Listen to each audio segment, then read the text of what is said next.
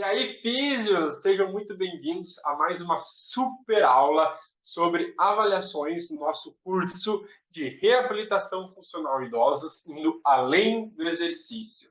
E nessa aula de hoje, a gente vai aprender duas avaliações essenciais, escalas validadas, importantes, para a gente aprender sobre o equilíbrio, entender de uma vez por todas o equilíbrio do nosso paciente idoso. A gente vai entender como avaliar. Atualmente, a gente tem dois instrumentos, dois questionários, que a gente vai seguindo passo a passo. Dessa forma, a gente consegue predizer o risco de quedas e como está o equilíbrio do nosso paciente. Um equilíbrio que a gente chama de funcional, tanto estático quanto dinâmico. E aí a gente consegue entender esse paciente, ver quais movimentos ele tem mais dificuldade de fazer e dessa forma a gente vai guiando os nossos exercícios, as nossas metas, para que a gente consiga ter mais resultado mais rápido, seja mais assertivo e faça a vida do paciente mudar para melhor, não tendo mais quedas ou evitando, prevenindo com que elas aconteçam. Quando um paciente ele é bem avaliado a partir desses instrumentos, você pode ter certeza que ele vai confiar muito mais no seu trabalho e também, dessa forma, ele vai te indicar para mais pessoas, porque se a gente sabe o déficit do nosso paciente, o que trabalhar, a gente vai propor o exercício correto e, dessa forma, o nosso paciente vai ganhar, para que ele esteja, assim como esses idosos dessa imagem ilustrativa, né, voando, fazendo tudo o que eles desejam fazer, onde eles quiserem fazer. Então, vamos falar um pouquinho sobre a escala de Berg. O objetivo dessa escala, que com certeza você já deve ter ouvido, é avaliar o equilíbrio estático e dinâmico e predizer se esse idoso tem risco de quedas.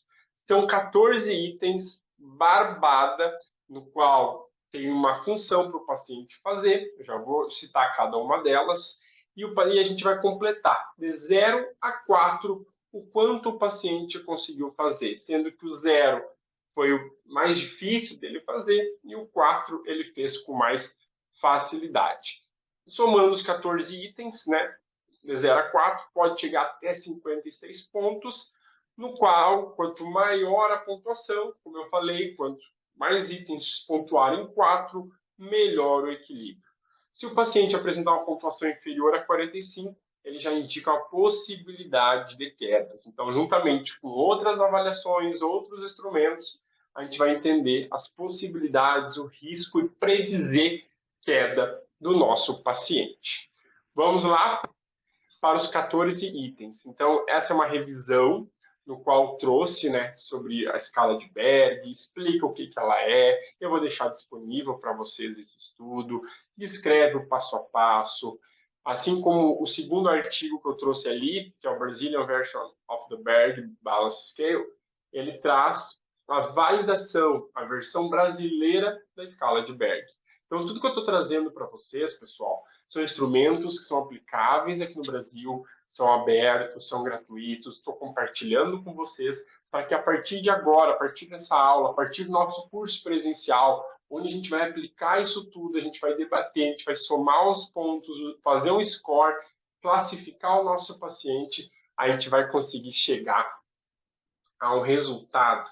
Imagina que o paciente hoje tenha feito 30, a gente trabalha força, trabalha equilíbrio, trabalha dupla tarefa, trabalha movimentos específicos, que o nosso paciente ele pontue 50, chegando mais perto do perfeito, que é 56, saindo do risco de 45, que é a pontuação para risco de quedas, e aí a gente consegue mostrar para o paciente o quanto a gente está conseguindo ajudar na vida dele. Uma queda leva a uma fratura, que leva à hospitalização, que leva a uma infecção pulmonar e pode levar ao óbito. É um ciclo. Esses ciclos se repetem com milhares de idosos em todo o Brasil e no mundo, aqui na Austrália também.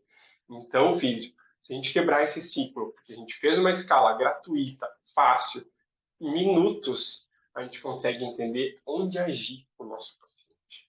E aí a gente consegue melhorar a vida do nosso paciente. São 14 itens, como eu falei para vocês. Por exemplo, posição sentada para posição em pé. a gente vai solicitar que o paciente faça esse movimento. A gente tem como se fosse uma questão de múltipla escolha. Cinco alternativas, 0, 1, 2, 3 e 4. E aí, ali cada uma delas, aqui a gente não tem descrito no instrumento, vou deixar para vocês anexado, tem. Vocês vão marcar a que melhor descreve o movimento que o paciente fez. Barbada, só ler e seguir as orientações. O 2, permanecer em pé sem apoio. O 3, permanecer sentado sem apoio para ver o tronco. 4, posição em pé para a posição sentada, ao contrário, né, do que foi a primeira. 5, algumas transferências. A 6, com os olhos fechados. A 7, os pés juntos, vai ficando mais difícil, vocês estão vendo? 8, alcance funcional, para assim ficar na parede. E a gente mede o quanto ele consegue ir com até um alcance funcional sem mexer os pés do lugar, sem desequilíbrios.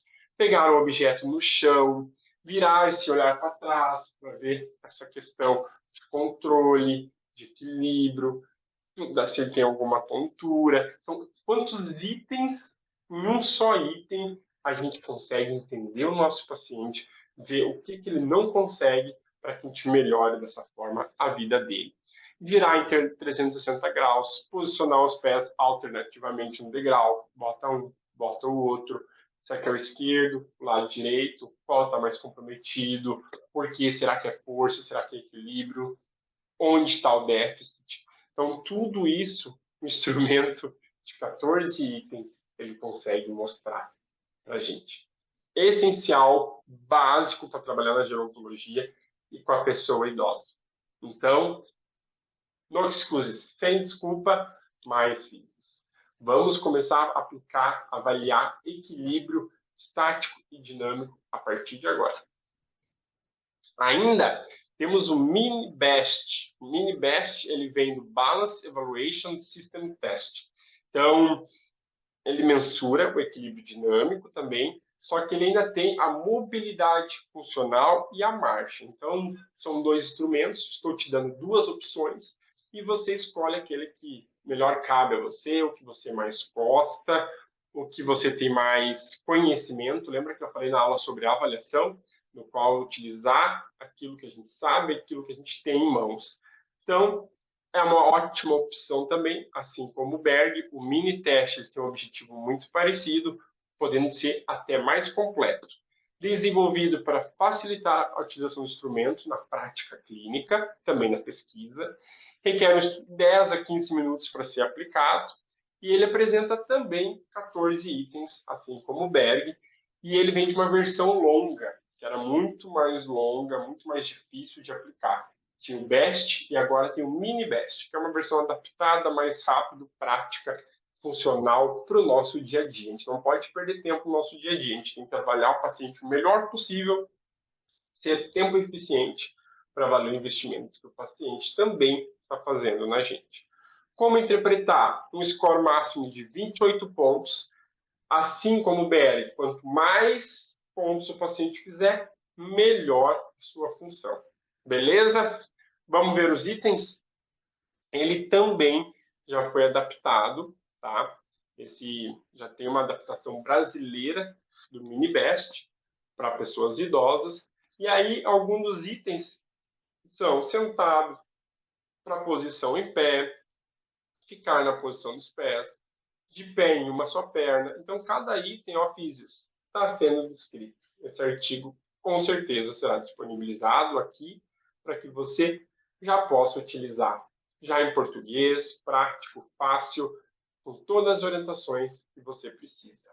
Correção com passo compensatório para frente, correção para trás, para o lado, ficar com os olhos abertos, uma superfície firme, com os olhos fechados, uma superfície de espuma para mudar, né, essa estabilidade, inclinação com os olhos fechados, mudança na velocidade, caminha rápido, caminha devagar, 3 passos acelerados, 3 passos lentos.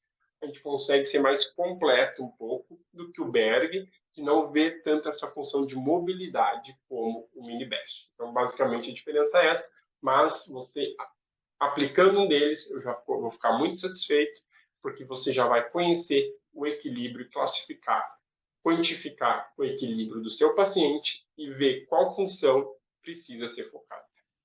Mudança na velocidade, como eu falei, andar com viradas de cabeça, andar e girar sobre o próprio eixo, que é o 360 lá do Berg, passar sobre obstáculos, o get up and go, então fazer o tug com dupla tarefa. Então são esses os 14 itens que a gente vai estar avaliando. São dois instrumentos muito parecidos. O MIDI-BEST demonstrou a maior capacidade para identificar os idosos que têm risco de quedas ou histórico de quedas, em comparação com o Berg e o TUG, que a gente já viu também, que a gente vai estar vendo. O TUG vai ter uma aula só para ele, porque ele é um teste, além de ser de equilíbrio, ele é um teste funcional, ele é um teste da marcha, ele é um teste muito completo que a gente precisa e vai falar sobre ele. A pontuação de corte sugerida, então, é que o idoso tem um risco de queda de 46 em 28 pontos, que é o total. Então, quando somar todos os pontos, se ele apresentar 16 ou menos, ele já tem um risco histórico de quedas. Então, a gente tem que ter esse ponto de corte bem estabelecido para a gente explicar para o paciente que a gente quer chegar no 28. Se ele chegou no 16, a gente vai lutar, ver quais itens pontuaram menos, para que a gente melhore cada vez mais. Como take-home message, o equilíbrio é essencial em idosos. Como eu falei, uma simples queda, uma simples falta de equilíbrio ou desequilíbrio do nosso paciente leva a consequências gigantes. Então, que a gente possa avaliar, minimizar os riscos de quedas com instrumentos, como mostrei para vocês, dois instrumentos simples, fáceis, baratos, disponíveis a partir de agora, que você vai conseguir aplicar. A gente vai fazer isso na prática dentro do nosso curso de reabilitação funcional idosa, que logo, logo a gente vai estar percorrendo aí por todo o Brasil, com grandes turmas, buscando a melhor reabilitação aos nossos idosos. Muito obrigado e nunca se esqueça, antes de ser um bom profissional, seja um bom ser humano. Se a gente for humano, tudo que a gente fizer, cada avaliação, seja no de equilíbrio, como outras funções que a gente está aprendendo, a gente vai conseguir se colocar no lugar do paciente. Entender que esse paciente tem uma história de vida, que se aconteceu algo com ele, a gente está ali para que não aconteça mais, para evitar, minimizar e ajudar esse paciente. É isso que um bom ser humano, que é um profissional, vai fazer. Muito obrigado, Físios, e até a próxima aula.